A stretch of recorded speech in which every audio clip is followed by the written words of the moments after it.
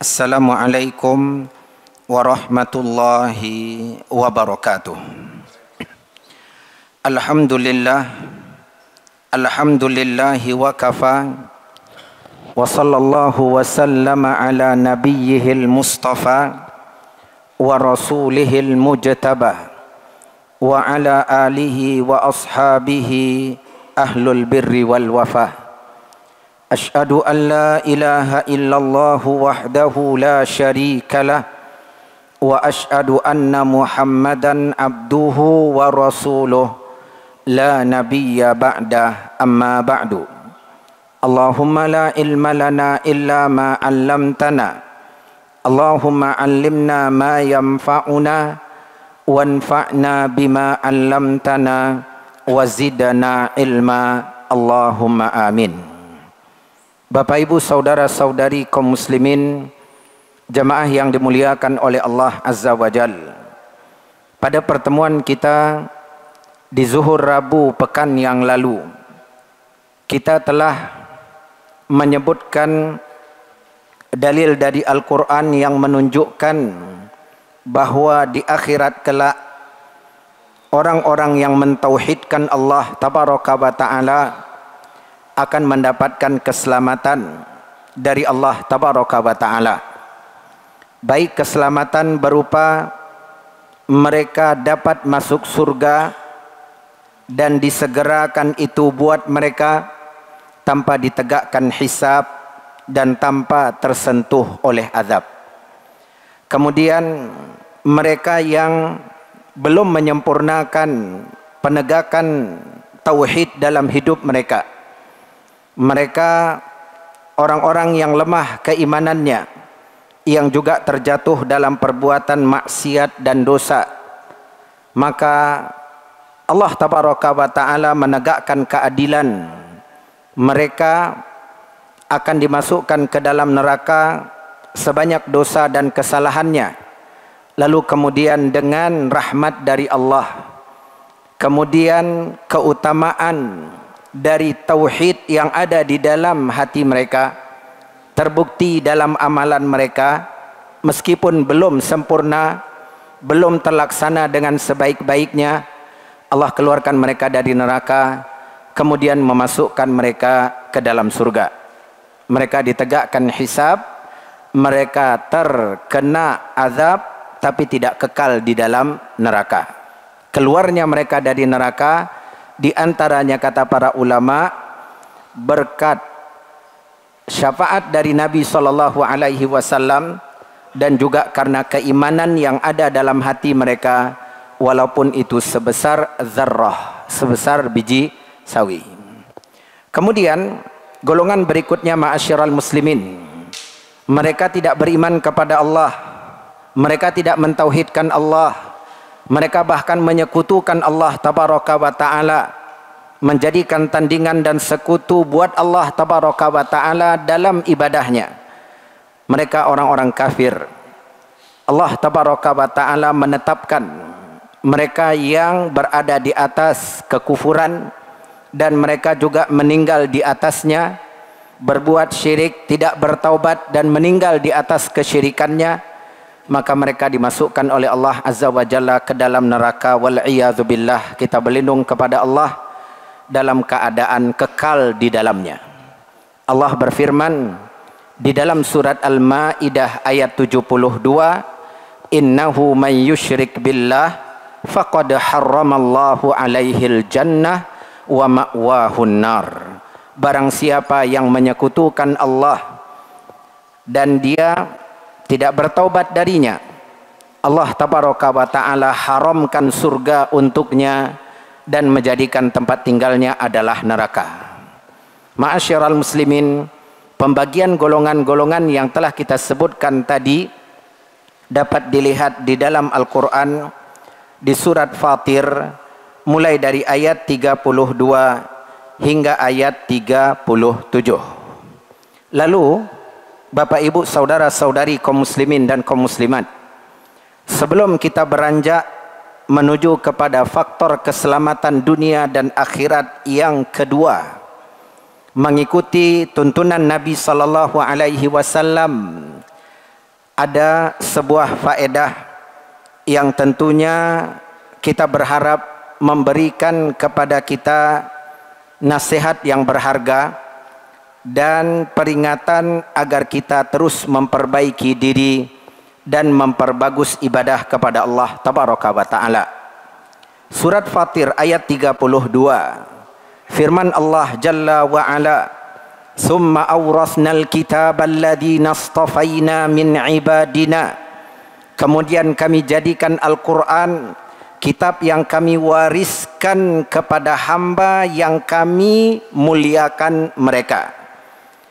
Allah mengatakan Al-Quran kitab yang mulia, dan Allah hanya berikan kepada orang-orang yang Allah kehendaki kemuliaan buat mereka. Rasul sallallahu alaihi wasallam bersabda, "Khairukum man ta'allamal Qur'ana wa 'allamahu." Sebaik-baik kalian hamba yang mau mempelajari Al-Quran, baik membaca Al-Quran, mempelajari tata cara bacaan yang benar, belajar tafsir, belajar tentang isi, kandungan, makna, pelajaran yang terdapat di dalam Al-Quran, baik yang belajar dan yang mengajarkan. Nabi SAW katakan dia dapat kebaikan, dapat keistimewaan. Allah katakan Al-Quran ini kami wariskan, kami berikan kepada hamba yang kami inginkan kemuliaan untuknya.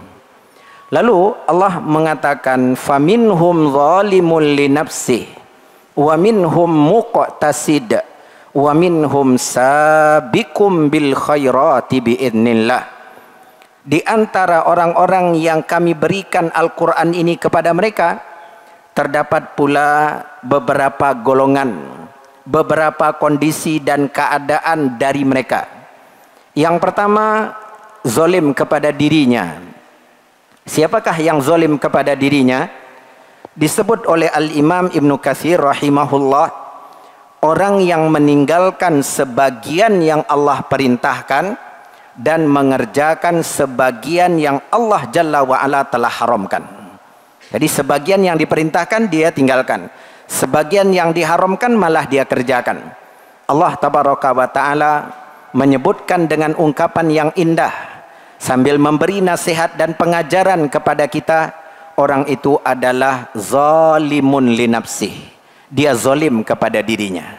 Ketika kita tinggalkan solat, yang rugi siapa? Allah Jalla wa'ala tidak, yang rugi kita. Ketika kita tidak berinfak, kita tidak bersedekah, ya, apakah fuqara masakin? Mereka orang-orang yang kita telantarkan, mereka orang-orang yang tidak kita perhatikan, mereka yang akan rugi? Tidak, kita yang akan rugi. Adapun mereka, Allah punya hamba-hamba Allah lain yang pemurah, yang dermawan, Allah gerakkan untuk menolong hamba-hambanya ini. Jadi kalau tidak kita lakukan kebaikan, ya kita akan terjatuh dalam keburukan. Kalau kita lakukan kebaikan, yang akan dapat keberuntungan adalah kita. Kita lakukan kemaksiatan, yang akan dapat kerugian bukan siapa-siapa, kita sendiri yang akan menelan kerugian itu. Maka Allah katakan ini orang zalim kepada dirinya. Yang kedua, muqtasid, bersahaja. Yang wajib dia kerjakan, yang haram dia tinggalkan, tapi dia tidak memperhatikan perkara-perkara yang Allah Azza wa Jalla anjurkan. Al-mustahabbat, perkara-perkara yang Allah cintai, yang Allah senangi, ini tidak diperhatikan. Kalau solat, ya solat fardu saja, solat sunnah tidak dia perhatikan. Kalau sempat dikerjakan, kalau tak sempat apa boleh buat? Nah, bagi dia kalau solat fardu saja sudah, itu sudah lebih, itu sudah cukup. Padahal kita diajarkan ma'asyiral muslimin, iringi setiap ibadah dengan ibadah berikutnya. Di antaranya iringi ibadah yang fardu dengan ibadah yang sunnah. Begitu juga puasa. Kalau selesai puasa Ramadan, kita diajarkan untuk mengiringi dengan puasa 6 hari di bulan Syawal. Ya, diajarkan kita, bahkan di bulan Ramadan sendiri, siang kita berpuasa, itu hukumnya fardu, malam kita iringi dengan sholat tarawih yang hukumnya sunnah. Jadi diajarkan supaya kita punya karakter yang tidak bersahaja. Dalam urusan akhirat kita harus rakus dan tamak. Kita harus berlari-lari, bergegas, bersegera. Namun yang terjadi, bal tu'sirunal hayatad dunya. Kalau dalam urusan dunia kalian betul-betul rakus dan tamak. Kalian betul-betul ingin mendapatkan dengan porsi yang terbanyak, ya. Akan tetapi untuk akhirat kalian malah lalai dan lengah darinya. Wal akhiratu khairu wa abqa. Padahal akhirat itu jauh lebih baik dan nikmatnya jauh lebih kekal. Nah, yang kedua muktasid, bersahaja. Adapun yang ketiga sabiqun bil khairat. Mereka ini berlomba-lomba dalam melakukan kebaikan. Allah tabaraka wa ta'ala mengatakan biiznillah. Mereka berlomba-lomba dalam melakukan kebaikan itu dengan izin dari Allah.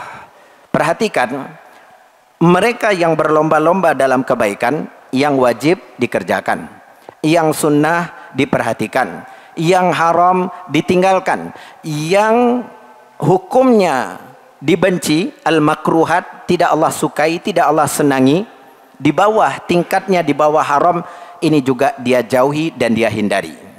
Sehingga Allah katakan dia betul-betul sabiqun bil khairat, berlomba-lomba dalam kebaikan. Dan Allah mengingatkan biiznillah, agar orang ini jangan besar kepala.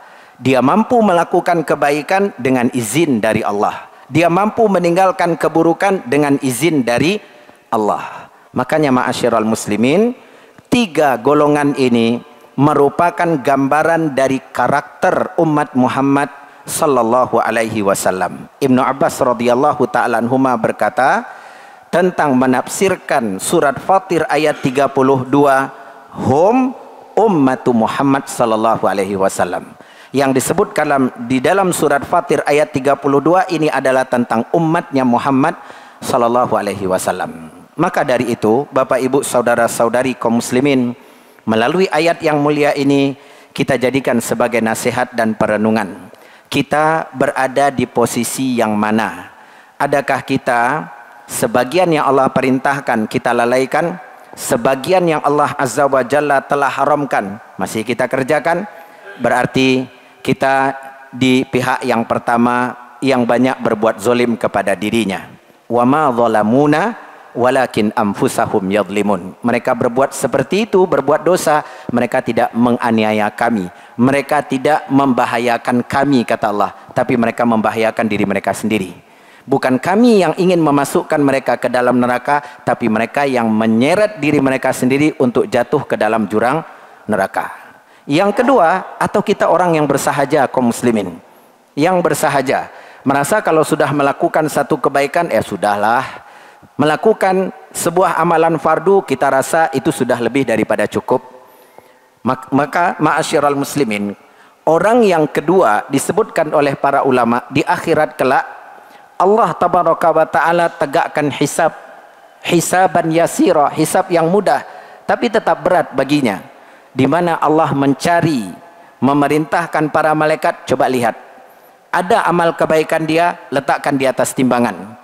Ternyata timbangan keburukan jauh lebih berat daripada kebaikan.